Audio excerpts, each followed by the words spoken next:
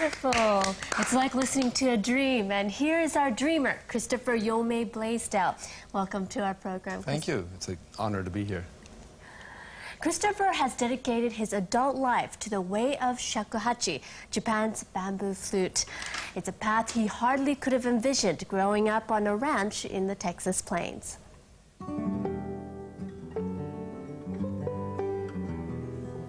Christopher was born to a farming family in Canyon, Texas. He played trombone in the high school brass band.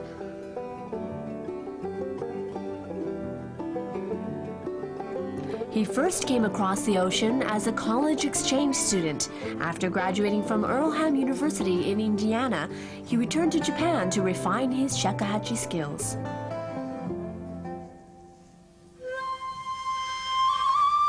Christopher studied under living national treasure Goro Yamaguchi and earned a master's degree in Japanese music at an arts university.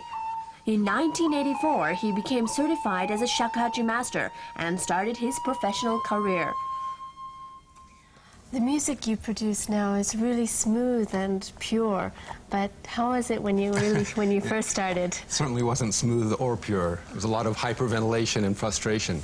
This instrument is very difficult to get a sound out of because of the nature of the mouthpiece. In fact, most people, when they first try to get a sound, they find nothing but air comes out. Would you like to try it? I'd like to. Can you give me a quick lesson? Let's see if you get a sound. Hold it up to your lips like this. Take a deep breath. You have to center yourself and breathe from the stomach.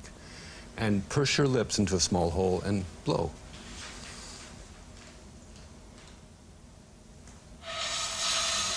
It's close. That's once very more. difficult. Once Let's more. get one more Once time. more. Well, that's very difficult. Wow. But if you had a week of working on it every day, you could get a sound. It's difficult, but it's not impossible. Oh, I see. But the wonderful thing about this instrument is that because of its difficulty, you can have all sorts of freedom in the expression of the tone and the tone color. For instance, we have a lot of various techniques, some of which I played in the piece you just heard. For instance, what we call the muraiki, which is a very explosive. Find it in samurai movies sometimes. Yes. And then a finger trill, which we call a korokoro. Is that to make bird sound? Or well, like a bird sound or like a wing beating sound or something like that, very natural sound. And then closer to a bird sound that we have is called the tamane, which is a flutter tonguing.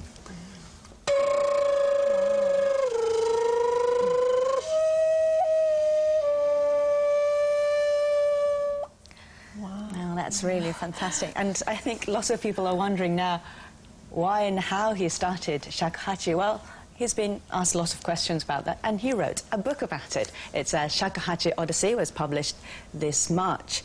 And in it, he wrote about his journey with the shakuhachi in Japanese and how shakuhachi captured his heart. And it captured other people's hearts too. It's already won an award for non-fiction. Congratulations. And I really enjoyed the book.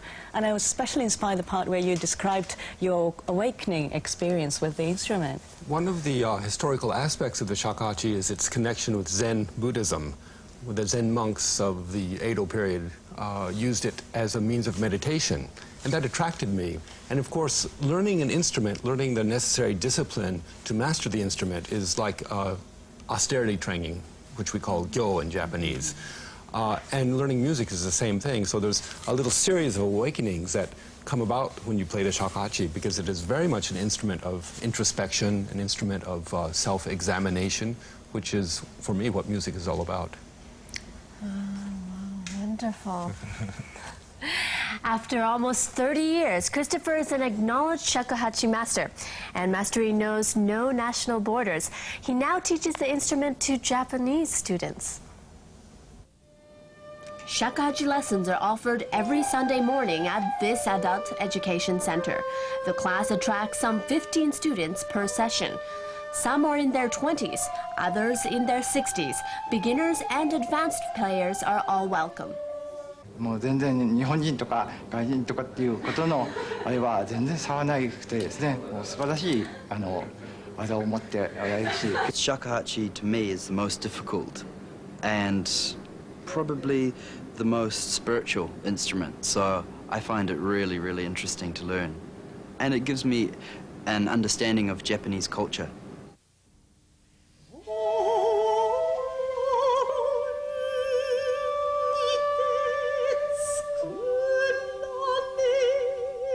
Christopher held a concert this weekend to celebrate the literary award he won for his book, A Shakuhachi Odyssey.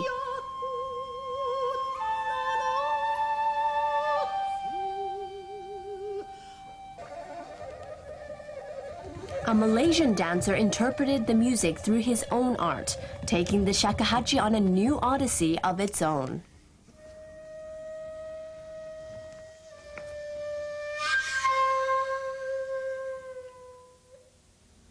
And that certainly isn't what we're accustomed to seeing with the shakuhachi. Where did the idea come from? Well, I like to work with dancers. I've worked with butoh dancers, ballet, and eurythmy dancers, and for me, the shakuhachi is a very physical instrument.